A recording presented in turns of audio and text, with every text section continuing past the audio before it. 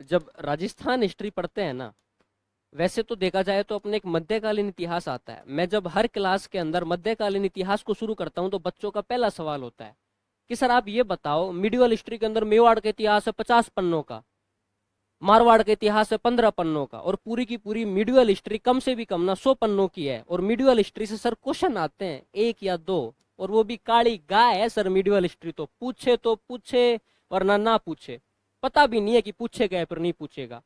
और sir medieval history को पढ़ने में भी कम से कम 2 महीने लगते हैं। कितने महीने लगते हैं भाई? कम से भी कम 2 महीने तो चाहिए ही चाहिए भाई मिडिवल हिस्ट्री को। लेकिन मैं आपको ये नहीं कहूंगा कि आप कोई भी सब्जेक्ट का कोई भी पोर्शन पूर्ण रूप से छोड़े।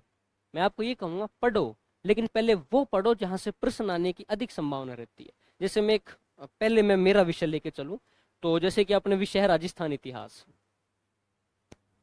अपना विषय कौन सा है भाई? अपना विषय है अपने राजस्थान इतिहास। और राजस्थान इतिहास के अंदर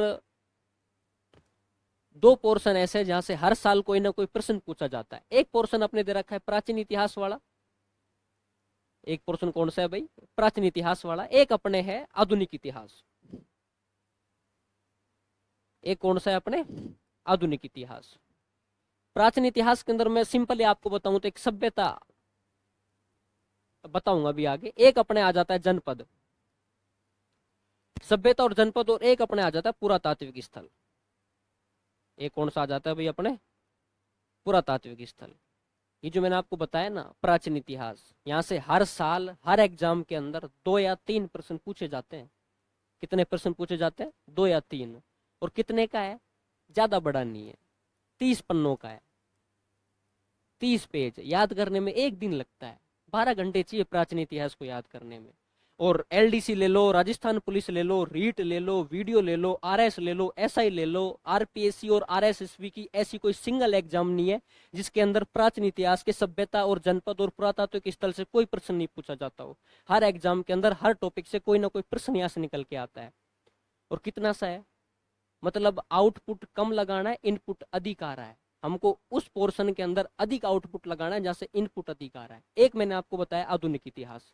आधुनिक इतिहास के अंदर 1857 क्रांति है, प्रजामंडल है, एकीकरण है, किसान आंदोलन है, जनजातीय आंदोलन है, एक अपने संगठन है, एक अपने स्वतंत्रता सेनानी है, और कुछ अपने न्यूज़पेपर आ जाते हैं, राजनीतिक समाचार पत्र है।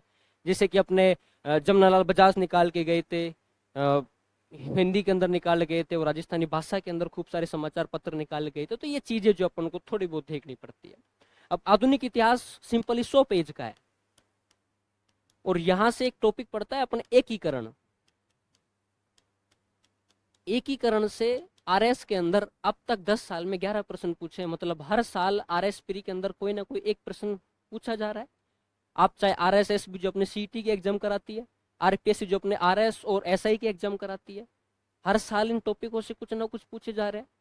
तो मैं राजस्थान इतिहास के अंदर आपको पहले यही सजेस्ट करूंगा। मैं तो एक छोटा भाई और बड़ा भाई होने के नाते आपको यही सलाह दूंगा कि भाई पहले अपने तो एक तो प्राचीन इतिहास पढ़ लिया जाए, और एक अपने आधुनिक इतिहास पढ़ लिया जाए।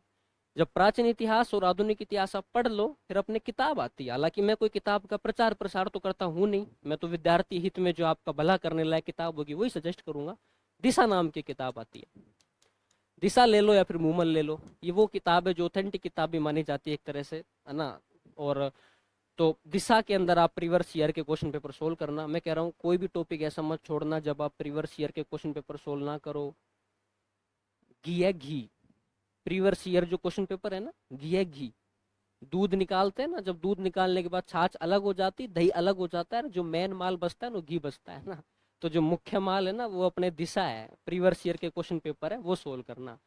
वरना एलडीसी पटवार वीडियो एसआई आरएस एसआई के अंदर तो 2016 के अंदर कोई भर्ती हुई, उस भर्ती का क्वेश्चन उठा के सीधा का सीधा 22 की भर्ती में पूछ लिया। 22 के अंदर कोई भर्ती हुई, वहां से कोई ना कोई प्रश्न उठा के अपने 25 की भर्ती के अंदर पूछ लेंगे। और 2025, अरे भूमड़ो, ये जो 2025 है ना, ये 25 नहीं है, ये तुम्हारे लिए ना एक स्वर्णिम साल है, भर्तियों का दौर है 2025। एलडीसी पटवारी वीडियो की खूब सारी भर्ती है। अब जेल प्रेरी की आने वाली 11 तारीख को, पटवारी की आने वाली है, आरएसमैन से तो 25 के अंदर तो खूब सारी भर्ती है। और नौकरी अधिक समय नहीं मांगती आपसे। कितना समय मांगती? ज्यादा से ज्यादा 7 महीने या फिर 8 महीने। और जब आप इतिहास कंप्लीट कर लो ना, उसके बाद जो सबसे ज्यादा अधिक वेटेज आपको देना है कला संस्कृति का, वो किसको देना है? अपने कला संस्कृति का। तो सिंपली आपको ये कुछ चीजें हैं जो मेरी सब्जेक्ट का मैंने आपको बताया। हालांकि राजस्थान ज्योग्राफी के ऊपर भी मैं आपको सारी बातें बता दूंगा, और हो सकता है तो मैं इतिहास पूरा आपको कंप्लीट ही करा दूंगा कि लो यार, कुछ जो इंपॉर्टेंट टॉपिक है वो सारे आपको पढ़ा दिए जाएं यूट्यूब के ऊपर। तो एक तो प्राचीन इतिहास आप थोड़ा ध्यान से लिखना, एक आधुनिक इतिहास है। 2 टॉपिक हुए हैं जो आपको आउटपुट कम लगाना पड़ेगा, इनपुट यहाँ से अधिक निकल के आएगा। और आपको लग रहा है कि नहीं सर हमको तो बहुत अधिक आउटपुट देना है, बोले इनपुट आए चाहे मत आए, तो आप कला संस्कृति को देना। आने वाला टाइम जो अपने कल्चर का आ रहा है, मैं तो आरपीएससी को बहुत घना घना लाख लाख भला देना चाहता हूँ कि उसने अपनी राजस्थान की संस्कृति को बढ़ावा दिया। राजस्थान की कहीं ना कहीं अगर हमारी संस्कृति बचेगी तो हमारा साहित्य बचेगा, कहीं ना कहीं हमारा साहित्य बचेगा तो हमारी भाषा बचेगी। और साहित्य समाज का दर्पण होता है। जिस समाज का साहित्य समाप्त हो जाता है, मुझे लगता है उस समाज की भाषा, संस्कृति, परंपरा, इतिहास सब कुछ नष्ट हो जाता है।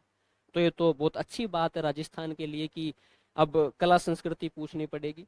वरना राजस्थान वो राज्य है जिसमें नाथी का बाड़ा कहलाता है राजस्थान, जिसमें बिहार वाले भी आ जाते हैं, मध्य प्रदेश वाले भी आ जाते हैं, पंजाब वाले भी आ जाते हैं, हरियाणा वाले भी एग्जाम देने आ जाते हैं, क्योंकि हमारी राजस्थान की राजभाषा है। उसको तो मान्यता है नहीं, हिंदी को बना रखा है राजभाषा।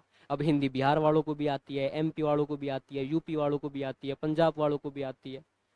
तो अगर कला संस्कृति आप पूछ लिया कि रामदेव जी की मम्मी का नाम क्या था, वो बिहार वालों को तो पता है नहीं कि रामदेव जी की मम्मी कौन थी। अब क्वेश्चन पूछ लिया कि महाराणा प्रताप ने हल्दी घाटी के युद्ध में अकबर के किस सेनापति को मारा था, अब बिहार वालों को तो बहुत कम पता है। राजस्थान के टाबरों ने राजस्थान के इतिहास 6ठी क्लास में पढ़ा, 7वीं में पढ़ा, 8वीं में पढ़ा, 12वीं तक पढ़ा, फिर कॉलेज के अंदर जिनके पास मिस्ट्री थी उन्होंने फिर से पढ़ा। तो ये तो बहुत अच्छी बात। अगर तो आप कला संस्कृति और राजस्थान के जो 2 पोर्शन मैंने आपको बताए, प्राचीन इतिहास और अपने आधुनिक इतिहास, ये आपको थोड़ा बहुत पढ़ लेना। और सिंपल इतिहास के अंदर मेरी सब्जेक्ट में ज्यादा कुछ करना, माता पूरी की सब्जेक्ट है नहीं अपने ना। और 7 या 8 महीने की पढ़ाई के अंदर मुझे लगता है कि नौकरी सोल है, नौकरी की समस्या पूर्ण रूप से अपने हो ही जाती है लगभग। तो हम लोग क्या बात कर रहे, तो चलते हैं ना। तो लिखो भाई अपने अगला टॉपिक।